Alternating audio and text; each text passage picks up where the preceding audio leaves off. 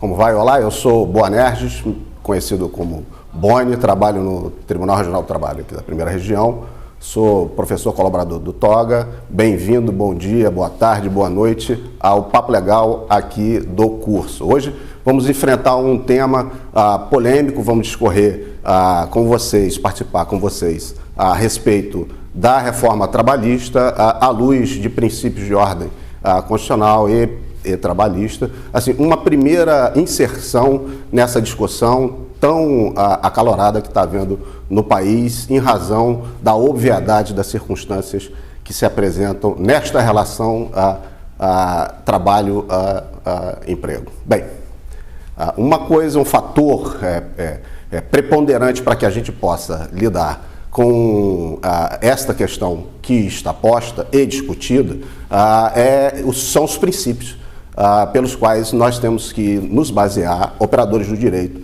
em relação a essas mudanças proeminentes que estão ocorrendo, profundas na legislação operária. Bem, começamos a delinear, a traçar o que na doutrina e na jurisprudência se tem com tranquilidade a respeito das gerações de direitos fundamentais abarcados no nosso princípio ético institucionalizado na Constituição Federal.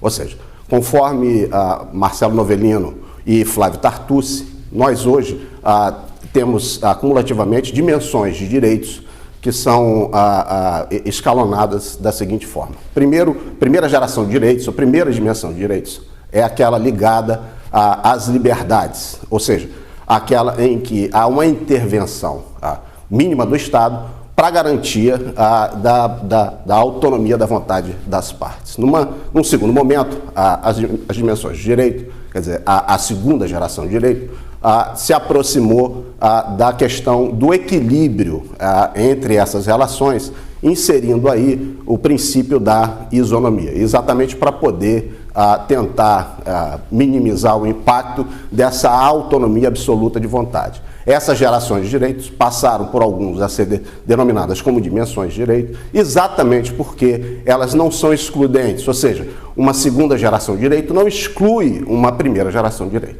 O que se faz, e sim, é acumular esses direitos, são de ordem fundamental, para que eles venham a melhorar as condições dos entes e da sociedade em geral na sua evolução. Então, numa terceira geração de direitos, ou numa terceira dimensão de direitos, a gente teve aí o princípio da fraternidade, ou seja, o princípio do bem-estar social. Hoje o Estado, depois desta terceira geração de direitos, aonde surge na nossa realidade, no direito consumerista, na década de 90, a proteção deste tipo de relação jurídica hipossuficiente, muito similar àquela em que se estabeleceu desde a década de 40 com a CLT entre patrão e empregado. Ou seja, existe uma proximidade conceitual de hipossuficiência que o Estado se viu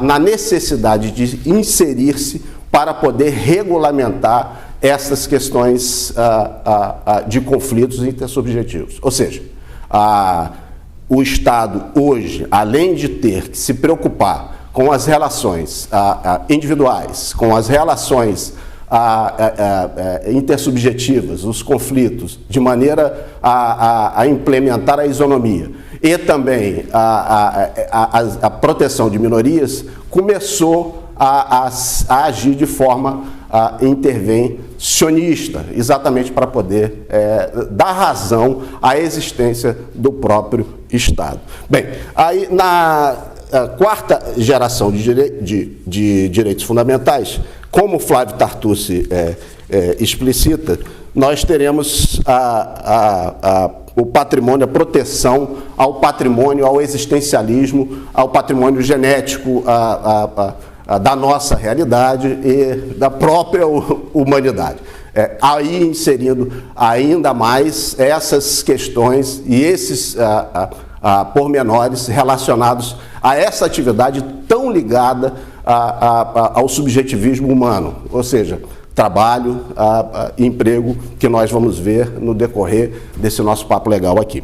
Bem, no final temos ainda a proteção aos direitos humanitários, democráticos, ao acesso à informação, aos direitos digitais, ou seja, são todas essas gerações de direitos cumuladas que criam uma estrutura ética institucionalizada e que está encartado na norma constitucional, que dão, a partir daí, todo o arcabouço para que haja a pujança legislativa, e essa pujança legislativa tem que se ater a essa linha de não retrocesso de prejuízo dos direitos fundamentais. Bem, posto isso, a gente entra agora num aspecto mais, vamos dizer assim, pontual, especificamente encartado na norma constitucional, para que a gente possa, ao final, demonstrar, dizer, suscitar o debate, a discussão, quanto à própria constitucionalidade, se não num aspecto geral, mas num aspecto pontual, desta reforma trabalhista que está sendo colocada, e é um debate muito necessário, principalmente no âmbito de operadores de direito como nós, ok? Bem, diz lá no artigo 1º da Constituição que nós somos um Estado democrático e de direito, segundo a estrutura baluarte de princípios que o fundamenta. Bem, dentre eles, nos incisos 3 e 4, nós temos uma diretiva que vai efetivamente balizar essas relações que nós aqui estamos discutindo. Primeiro, dignidade da pessoa humana. Segundo, os valores sociais do trabalho e da livre iniciativa.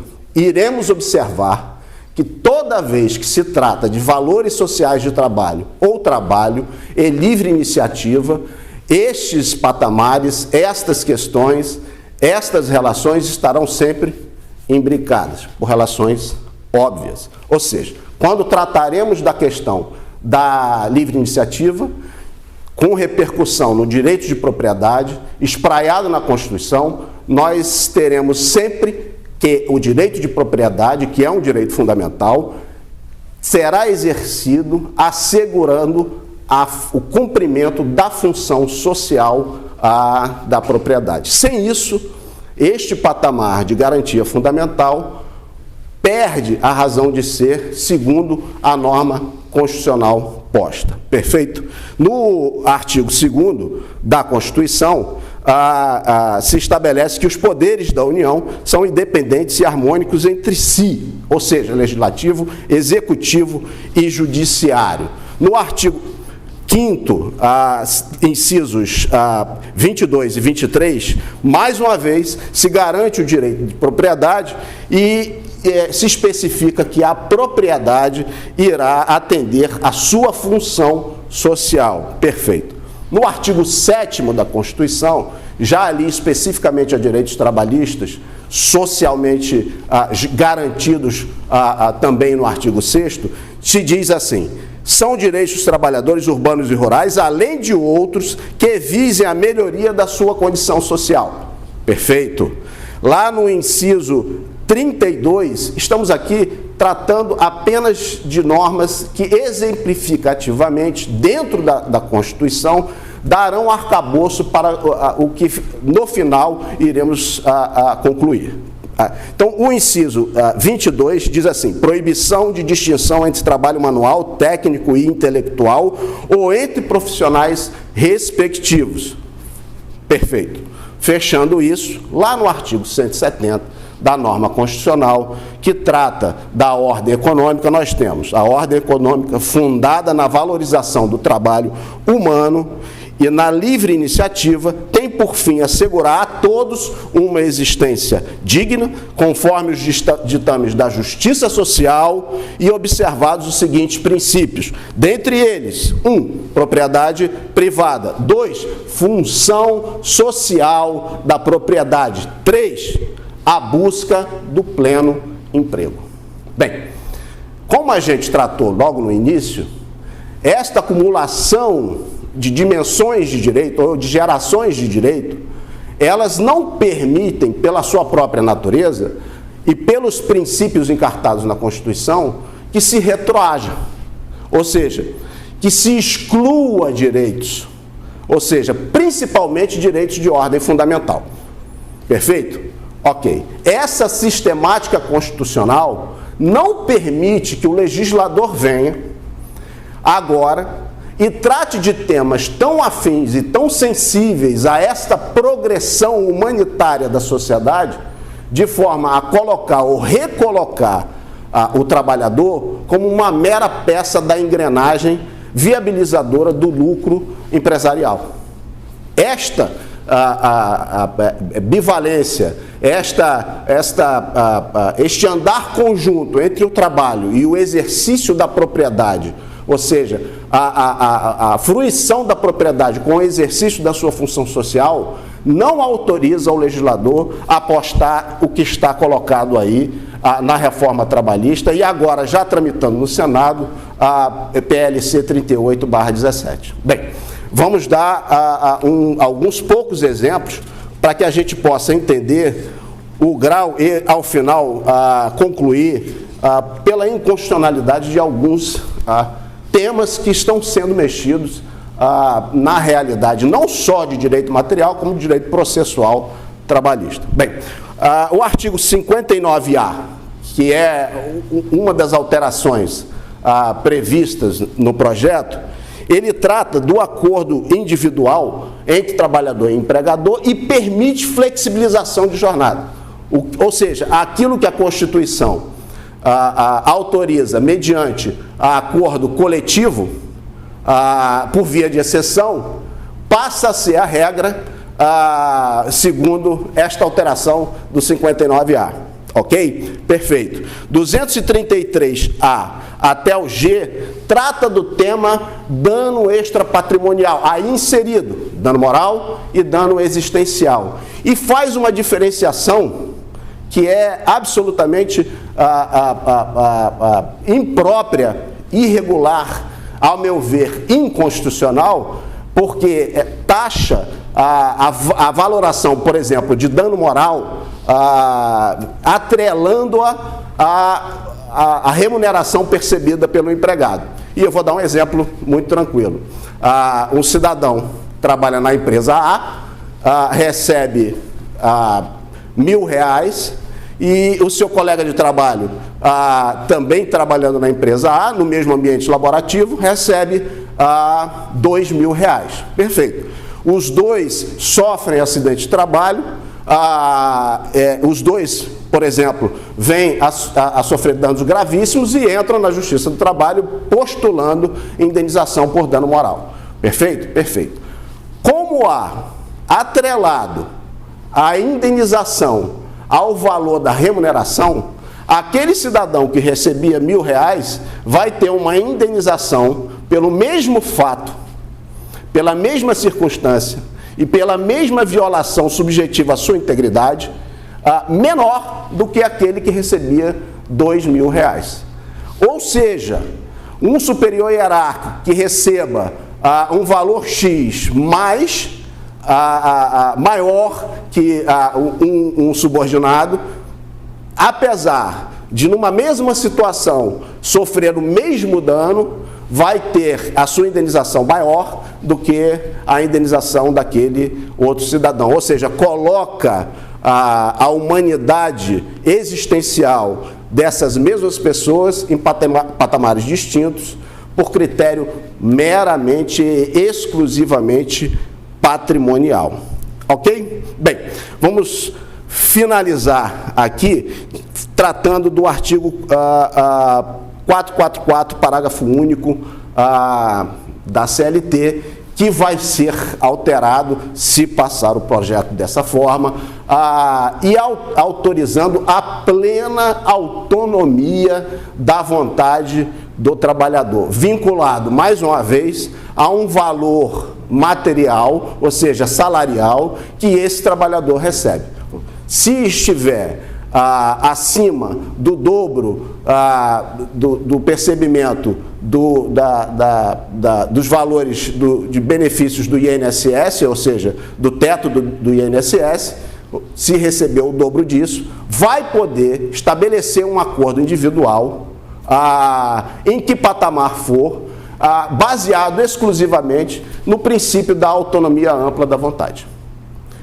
E aí nós teremos o seguinte: 2 trabalhadores que desempenham funções iguais ou similares, um recebe acima deste patamar estabelecido patrimonial e o outro não, por uma questão de tempo de empresa. Exemplo, aquele cidadão que recebe um pouco mais acima vai ter o seu direito flexibilizado quando tratar individualmente com o empregador e muito provavelmente vai ter que fazer concessões relativas ao seu direito que aquele outro não poderá fazer, exatamente porque ainda para ele a proteção daquelas regras trabalhistas da autonomia da vontade ainda vai se valer de forma quase que plena. Bem, fora isso, se traz ao tema também a possibilidade do acordado em sede coletiva superar o legislado, derrogação das regras de proteção ao trabalho. Senhores, segundo a sistemática constitucional, segundo todos esses princípios que a gente tangenciou aqui, não é possível que se admita, constitucionalmente falando, que essas regras vigorem. Passando ou não, os operadores do direito vão ter que se ater com este enfrentamento. E, no âmbito processual, estão muito tranquilos. O artigo 489, parágrafo 2º do Código Civil, permite que, quando houver este tipo de conflito, ou seja, quando houver a necessidade da ponderação desses princípios conflitantes, ele decidir da forma que determina, por exemplo, no direito do trabalho, os princípios que o norteiam. Então, assim, não joguem fora os livros do Américo Plá Rodrigues, nem a doutrina, nem a jurisprudência, nem o caminho que trilhamos até aqui. Na verdade, nós estamos numa batalha que é constante, para poder viabilizar, como operadores do direito, o melhor para a satisfação desses conflitos intersubjetivos. Obrigado.